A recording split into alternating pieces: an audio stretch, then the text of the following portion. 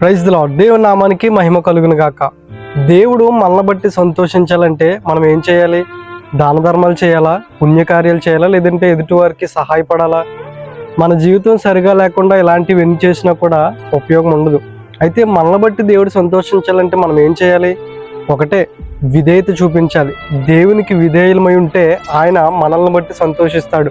ప్రతి విషయంలో కూడా దేవునికి విధేయత చూపించి ఆయనకు లోబడితే ఖచ్చితంగా ఆయన మన జీవితాన్ని బట్టి సంతోషిస్తాడు.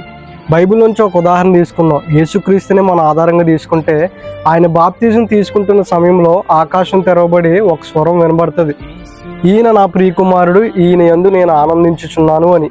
అప్పటి వరకు యేసుక్రీస్తు దేవునికి లోబడి ఉన్నాడు, విధేయత చూపించాడు, జీవితం అంతా పరిశుద్ధంగా జీవించి ఆయనకు లోబడి ఉన్నాడు. కాబట్టి దేవుడు ఆయన బట్టి సంతోషించడం జరిగింది.